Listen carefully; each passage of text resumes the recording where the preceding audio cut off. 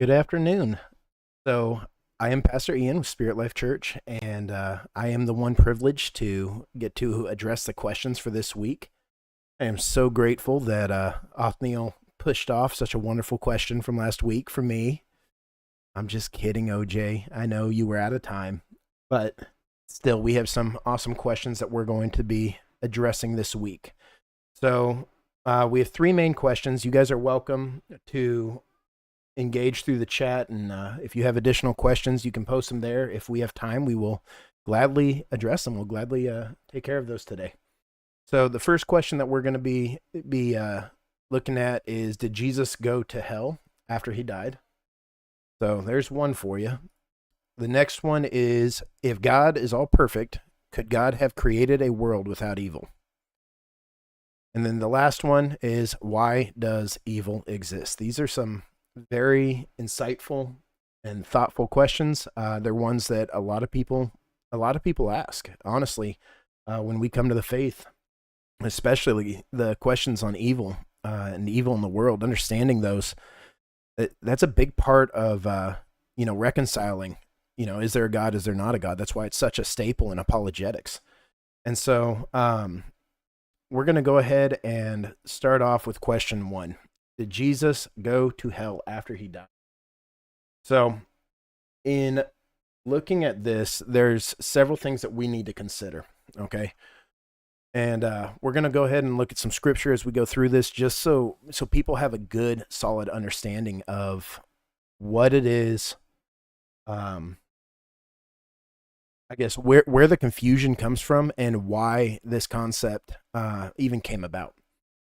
So, first of all, it was Yelena, I believe it was, who asked this question in the comments last week. She had also asked if Jesus' suffering in Psalm 88, if that was talking about Jesus' suffering. So just real quickly, I do want to touch on that just to kind of comment on it. And I do fully believe that Psalm 88 is pertaining to Jesus' suffering at the cross, and both in the burial and resurrection. So Psalm 88, starting at 88:2. Listen to my prayer. Pay attention to my cry for help, for my life is filled with troubles and I am ready to enter Sheol. So right there, we do see and we'll get into this, but there is a reference to Sheol, and it's not hell in this translation. There is a very big difference between Sheol, Hades, which Sheol is the Hebrew, Hades is the Greek, and they're the same place, and hell. So we'll get into that here in a minute. They treat me like those who descend into the grave. I am like a helpless man, adrift among the dead, like corpses lying in a grave, whom you remember no more, and who are cut off from your prayer. So we know Jesus was cut off, that he was, he became he bore the full weight of sin for us, right?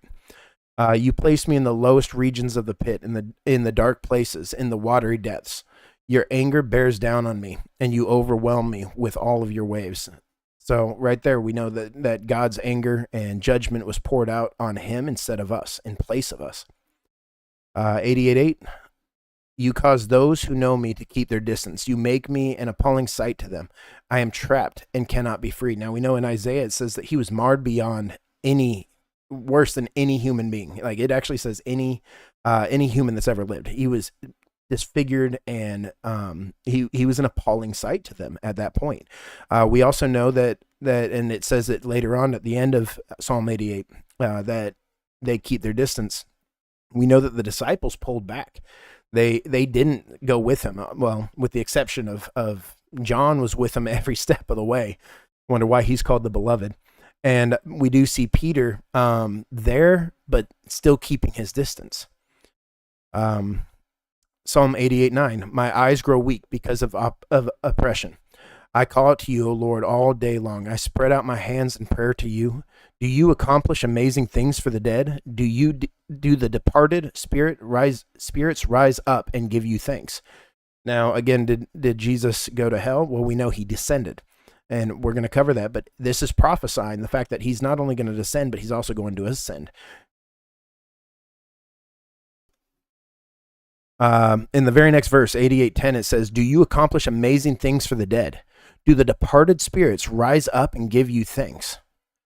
See that, and that's prophesying what was going to come at the deliverance of the departed souls, or those that had died outside of the sacrifice of Jesus. 88:11, is your loyal love proclaimed in the grave, or your faithfulness in the place of the dead? Are your amazing deeds experienced in the dark region, or your deliverance in the land of oblivion? As for me, I cry out to you, O Lord. In the morning, my prayer confronts you. O Lord, why do you reject me and pay no attention to me? And we know that at one point, even on the cross, that he turned, that God had to turn his view away from Jesus, could not look upon him. I am oppressed and have been on the verge of death since my youth. I've been subjected to your horrors, and I am numb with pain. Your anger overwhelms me. Your terrors destroy me. They surround me like water all day long. They join forces and encircle me. You cause my friends and neighbors to keep their distance. Those who know me leave me alone in the darkness. So, Yelena, yes, I do. As we just kind of touched on that, the only reason I went through it is because it does pertain to what we're going to talk about with hell and Hades and Sheol. And so, yes, I do fully believe that is talking about Jesus. So,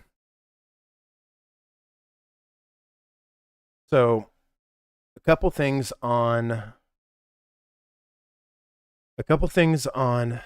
whether or not, or I guess where the concept of going down to hell, did Jesus go to hell? So that actually comes from, hi, Elena. I'm glad you're on here. Sorry, I'm just seeing the comments coming up now. Awesome. Well, I'm so glad you made it back for that answer. As we go ahead, and now we're going to hit the other question you asked. So pertaining to whether or not, right? Okay, back on topic. Did he go to hell? So this concept actually comes from, really started with the Apostolic Creed, which was written in the 5th century. So in the Apostolic Creed, it says that he descended into hell and that he rose up.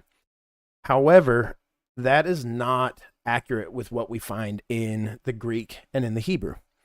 There's a distinct difference, very distinct difference between Sheol, which is in the Hebrew, and Hades in the Greek, which are both, by definition, it's the place of the dead or the place of departed souls. So it's essentially a holding ground. And we do find in Luke 16 that it talks about there being 2 places in Sheol or in Hades. And you have one which later on in Luke, I believe it's in Luke 24, when Jesus talks to, or says, "This day you'll be with me in paradise," we do see that what is also known as Abraham's bosom is a place of comfort. Okay, when you think about that, it's not necessarily with or in the presence of God in the same way that we later hear, to no longer be in the body is to be present with the Lord. It's not the same thing, but it is a place of comfort. Whereas on the other side of the chasm, that is a place of, it's clearly a place of separation from God, where honestly, I mean, we can't even fathom what it would be like to have no life, to have no light, to have no warmth of God, like anywhere. Like, no matter how evil the world is, as long as we are here and as long as the Holy Spirit's here, there's still hope in this world. And so there's a place where it is separation from all hope, completely and utterly. And it is, I mean, you can't even really comprehend what that would be like. And so this is a place separated from God, but yet not having gone through the judgment and been sentenced to the lake of fire. Now we start to see the difference laid out when we look at Acts 2, starting in verse 23. So let me go ahead and go back over to that.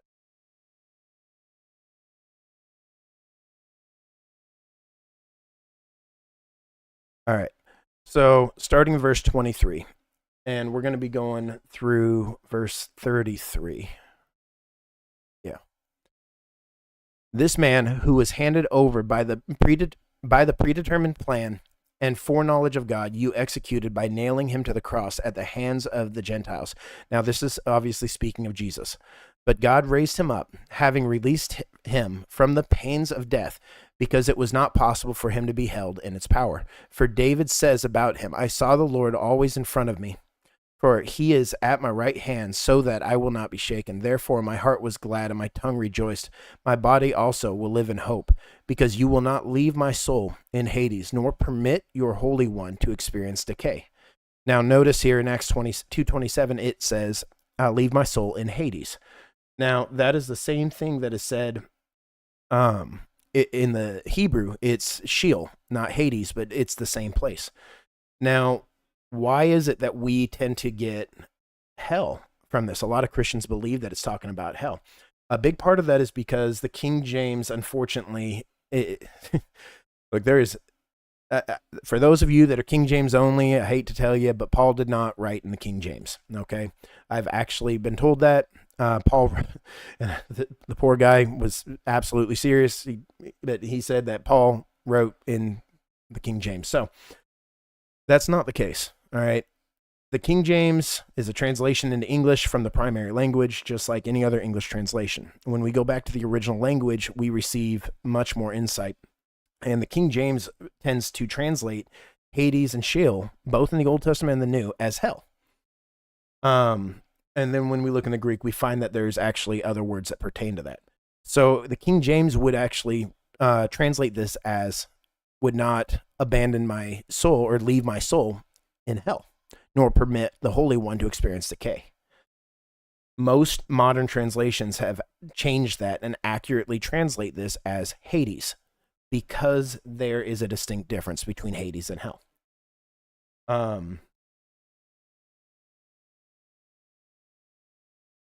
Yeah, so we'll go ahead and just read this through for context. Back in verse 28, you have made known to me the paths of life. You will make me full of joy with your presence. Brothers, I can speak confidently to you about our forefather David, that he both died and was buried, and his tomb is with us to this day. So then, because he was a prophet and knew that God had sworn to him with an oath to seat one of his descendants on his throne, David, by foreseeing this, spoke about the resurrection of the Christ, that he was neither abandoned to Hades, nor did his body experience decay. This Jesus God raised up, and we are all witnesses of it. Okay. So again, he emphasizes the fact that he was raised up out of Hades. This is all referencing Psalm 16, 10 through 11. And you can go and read it there. But that's just what he's quoting there. Now, hell, on the other hand, is Gehenna, or the lake of fire.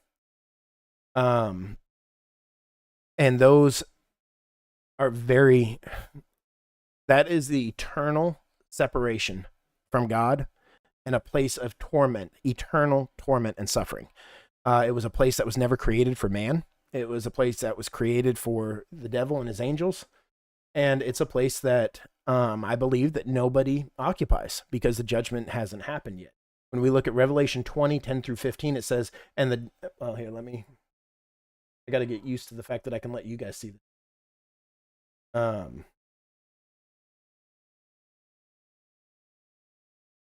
right. And so we have, and the devil who deceived them was thrown into the lake of fire and sulfur, where the beast and the false prophet are too. And they will be tormented there day and night forever and ever. Okay. So, just because this has come up before, just dispelling it, there's no annihilationism. Okay. You're not going to just cease to exist, because what we see following this verse is the result of those that choose to reject Christ. And it clearly says in verse 10, that they will be tormented there day and night forever and ever. It's not a burnt up, cease to exist. It is a eternal torment. So in verse 11, then I saw a large white throne, and the one who was seated on it. The earth and the heaven fled from his presence, and no place was found for them. And I saw the dead, the great and the small, standing before the throne. Then the books were opened, and another book was opened, the book of life. So the dead were judged by what was written in the books, according to their deeds. The sea gave up the dead that were in it, and death and Hades gave up the dead that were in them, and each one was judged according to his deeds. Then death and Hades were thrown into the lake of fire. This is the second death, the lake of fire. If anyone's name was not found written in the book of life, that person was thrown into the lake of fire. All right, so location, location, location. It is all the same. Yes. So,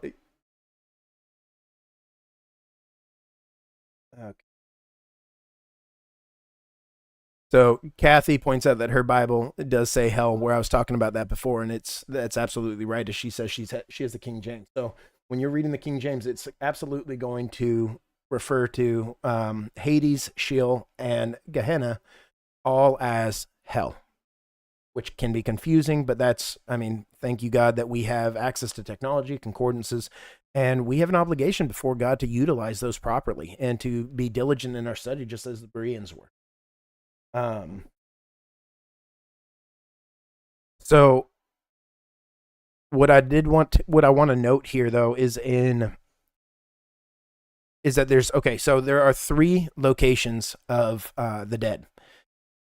And I think I believe this is referring to dispensations. Okay. So it says that the sea gave up its dead that were in it, and death and Hades gave up the dead that were in them. The sea, from my studies and what I believe, I think it's referring to actually those who died in the flood, Noah's flood, that are being held. And then you have those that are held in death, which you have, I believe that's referring to those who have died after Christ overcame Hades. And then those who died in the law, and chose to reject it and are currently still bound in prison in Hades. So you have 3 different locations that the death are going to be given up at the time of judgment. Now, when we get there, we're going to be witness to all of it. We're going to be there. So we'll see exactly how this plays out, exactly where they come from, exactly how this all plays out. But we know that when they're given up, then they're judged. If their names are not found, then they're thrown into the lake of fire. So ultimately, I stand by the fact that hell is not currently occupied, but it will be, right? So that hopefully answers the first question, which did take a little bit more.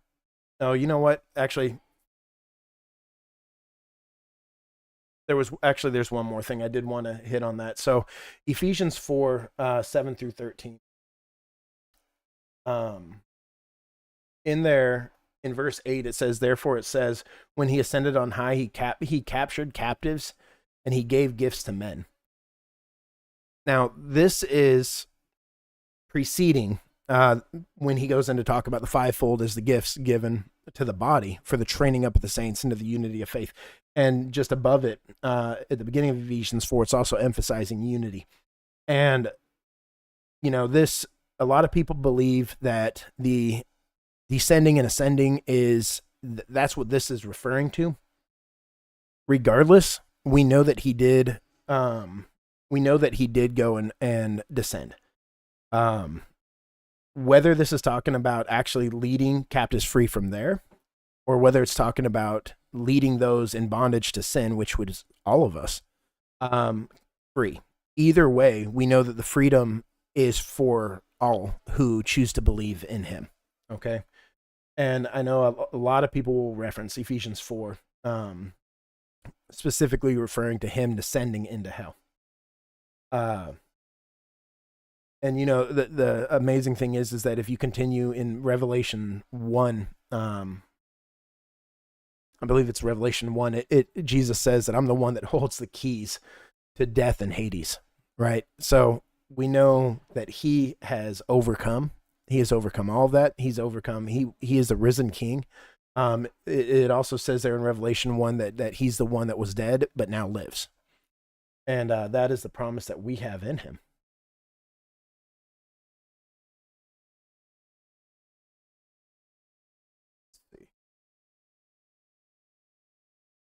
Someone told me.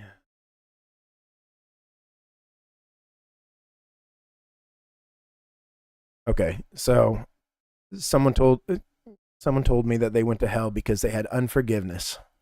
Don't know if that was true. That's hard to say. Unforgiveness for what? It could be any number of things, and it's Scripture does say that to the level that you judge, you'll be judged. That's one of the reasons why it's dangerous for us to hold people in unforgiveness. We're supposed to forgive. Now, if we walk a life where we constantly hold unforgiveness for people, we can't release that. It's hard for me to say that there is a significant heart change for that person in that. I can't say one way or the other that they would go to hell. God sees their heart and knows really what's going on, but unforgiveness is not a place we're called to walk in. It's the complete opposite. And so I can't say that you can truly walk in a place of unforgiveness of people throughout your whole life and be good with God. And so, like, anybody that I meet where that's a thing I see, it's immediately, put that off, get, get alone with God and realize how much he forgave you for. Because if there's a parable that talks about it, and I think it's probably one of the best warnings we have. It's like you're a servant, you go before God, you owe a great debt. He forgives all of it. And then you go to another servant, a servant who has a lesser debt owed to you, and you hold him up and you refuse to let him go. You refuse to forgive him when you've been forgiven so much. And it says that servant was then dragged before God, and him and his entire family were cast into prison until they could repay the debt in its entirety. So pertaining to unforgiveness, like, that is a very serious warning that Jesus gives in that parable, that, we cannot walk in a place of unforgiveness and be good with God, right? So if there's somebody that's walking in that, if somebody's dealing with that, and you have access to speak into their life, like, encourage them to get right with God and to clean that up, because he forgave them a great, great debt. So we're going to go ahead and move into the next question. And that is, if God is all perfect, could God have created a world without evil? So, simply put, the answer is yes, and he did. We go back to Genesis 1, the entirety of Genesis 1, and 5 times in Genesis 1, as he's going through creation each day, 5 different times he says, and he looked upon all creation, and it was good.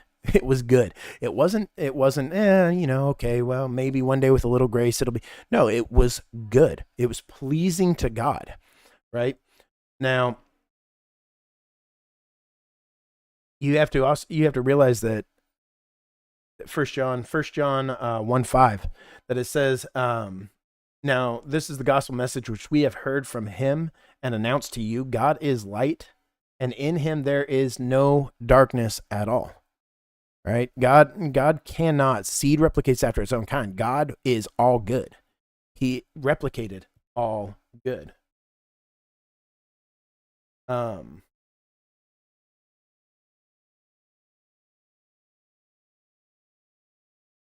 So, sorry, distraction, comments. So if God's all good and all seed reproduces after its own kind, then we know that God would have reproduced good because he is good. Furthermore, we know that God doesn't purposely use evil. Like, he didn't go out to start using evil. In James 1:13 and 14, it says, let no one say when he is tempted, I am tempted by God. For God cannot be tempted by evil, and he himself tempts no one. But each one is tempted when he is lured and enticed by his own desires. So when God created everything, he created it all good. Matter of fact, when he gets to the end, when he creates man and he finishes all creation, he steps back. And that's the one time he actually says that he looked upon all of creation and it was very good. The other 4 times he says just good. That word there for very can also mean wholly or completely. In its entirety, it is good. So there was nothing evil in it. There was nothing bad in it. It was 100% wholly good. Now, one of the things that we have to grab hold of and realize is that, and this is moving into the next question, but it's okay. If God created everything good, then why does evil exist? Well, unfortunately, that is actually answered in the last verse I read, which was James 1:13-14, to a great extent. And it's verse 14 specifically, but each one is tempted when he is lured and enticed by his own desires. So God didn't want robots. He could have created us to be robotic. He could have created us to where we don't really have a choice, right? Where, we worship him, we do what's right, and that's it. The thing is that the people that are pushing that and questioning that, they're like, oh, if God was all good and all powerful, then there wouldn't be any evil. And it's like, okay, why don't you serve God? Oh, well, I don't want to. I want to do what I want to do. I want to go and, I want to get drunk. I want to go and sleep around. I want to go do whatever it is. So their desire is not to serve God. Their desire is to do whatever they want. But yet what they're saying is that if God existed, that they would want God to force them to serve him. Doesn't make any sense. It goes against their own nature. And that's because they have been given free will. That's what God gave us. It's interesting that he says that everything was good 5 times. 5 is the number of grace. And when you multiply 5 by 5, that's 25. It's grace upon grace. So even from the very beginning, when God spoke that everything was good, he spoke that it was good 5 times. He spoke prophetically grace on us from the very beginning of creation, because he knew that we had to have free will in order to actually come to him, to actually love him the way he loves us, right? We got to remember that God is love. Was it 1 John 4:8? So it says that God is love, and love does not seek its own, per 1 Corinthians 13. So if love doesn't seek its own and God is love, then that means God is seeking the benefit of another. So he created us in order to fulfill his nature, that is love. And he wanted those that he could pour out his blessings on, pour out his love on, pour out his just everything that is good in him on us. And in turn, that we would worship him, that we would come to him. And for him to force us to come to him is not love. It's you want to think about how twisted and ridiculous that concept is. It's like, okay, so, if somebody goes and, there's a ministry that I partner with that they do a lot of rescues for sex trafficking and young women and stuff around the world. And a lot of those girls have been kidnapped and they're forced into prostitution. They're forced into brothels and stuff. And it's like, if you were to kidnap somebody and force them into relationship with you, is that love at all? How can we say that is wrong? How can we in our mind look at that and be like, no, that's twisted, it's screwed up, but then say, oh, our God should be that way? You see how sick and just twisted that whole train of thought is? God wanted us to be agents of free will, that we would choose him. And the way that he chose us and loves us, that we would choose him and love him. And so evil doesn't exist because God wanted it there.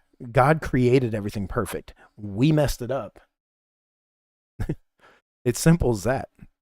Evil exists now because we succumb to our desires. If the world desired God, evil would cease to exist. But that's not the case. The world desires evil. We loosed that in the world. And God, in his mercy and grace, has already put into a plan of redemption, and has already walked through everything to restore that in this world, to restore that in us. Romans 3, and then in Psalm somewhere, it talks about the fact that not one was righteous, not one person. No one is. Let's go over to Romans.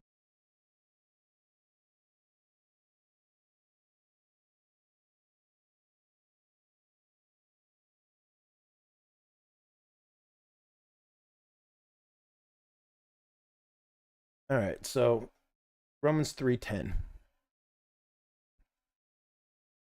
Just as it is written, there is no one righteous, not even one. There is no one who understands. There is no one who seeks God.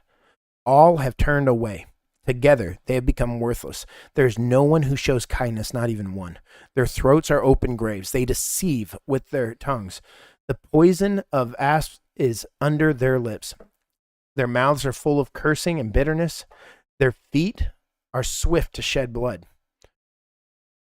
Ruin and misery are in their paths, and the way of peace they have not known. There is no fear of God before their eyes. So we see there that was the reality that we lived in. That was our reality outside of Christ, outside of his redemptive plan for us, outside of his grace that he prophesied in Genesis 1, saying that there would be grace upon grace, that his plan would redeem us, his plan would reconcile us. And so evil exists because we have a God who wants to love us and wants us to love him. But he's not going to manipulate or force us to do it. And that's, that kind of weighs in on that. There's some vessels that are created for honor and dishonor. It's like, did he create them specifically to go to hell? No, I don't believe that's the case at all. But he knew that there would be vessels of dishonor, that there would be vessels that wouldn't serve him, that would reject him outright. And the interesting thing is that, a vessel can't change itself, but God can. So it's not, you don't like where you're at, you don't like where you're living, you don't like the situation, the condition that you have, you don't like being controlled by evil, change it. Go to God. Let him change you. Let it start with him. Put your eyes on Jesus and let him transform you into something good, into something new, into something worthy. Because that's what he promises he would do. It says that we're the righteousness of God in Christ. So Romans 3 says not one was righteous, but through Jesus, we are made righteous.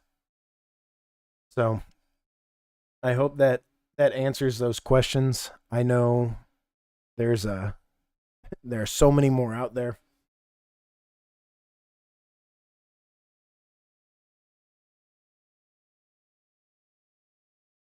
Yeah. Therefore, just as sin entered the world through one man, and death through sin, in this way death spread to all people because all sinned. Good verse, Othniel. Thank you very much, sir.